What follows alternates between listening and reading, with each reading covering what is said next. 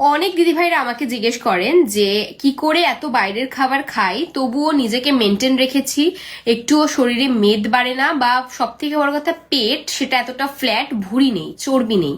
তো যারা হাউসওয়াইফ আছেন, আমার পেজে আছেন বা বাইরে থেকে দেখছেন, পেজের ফলোয়ার না, তাদেরকে বলবো নিজেকে হয়তো সময় দিতে একদমই পারেন না, প্রত্যেকদিন এক্সারসাইজ করার সময় হয় না বা ল্যাদ খান।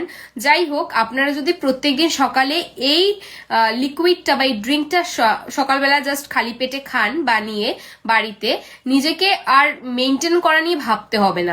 একদম পুজো চলে এসছে, খুব খাওয়া দাওয়া, ফাস্ট ফুড প্রচন্ড খাওয়া দাওয়া হবে, তাই বলবো সকালবেলা করে এই ড্রিঙ্কটা অন্তত খান, তাহলে দেখবেন শরীরের ওজনটা নিয়ন্ত্রিত থাকবে এবং আপনার যে মেদ আছে সেটা কিন্তু আস্তে আস্তে গলতে শুরু করবে, তার সাথে নতুন করে মেদও কিন্তু শরীরে জমবে না।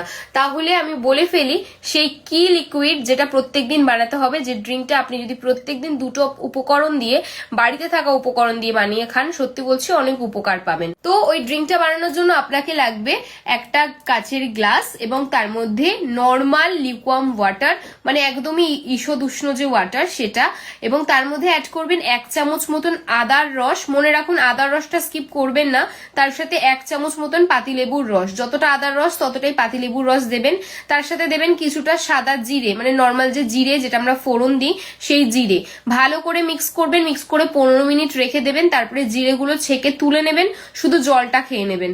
মনে রাখবেন প্রত্যেকদিন খালি পেটে খেতে হবে, ভরা পেটে কেউ খাবেন না। আর এটার প্রচুর উপকারিতা। আমার মানে মেদ জমে না শরীরে শুধুমাত্র এই ওয়াটারটা প্রত্যেকদিন খাওয়ার জন্য। যাদের অলরেডি ভুঁড়ি আছে, পেট বাড়ছে বা এইসব গলার জায়গাতে প্রচন্ড চর্বি বাড়ছে, তাদেরকে বলবো ইমিডিয়েটলি খাওয়া শুরু করুন, দেখবেন নিজেকে স্লিম ভাবে, নিজেকে নতুন ভাবে দেখতে পারবেন।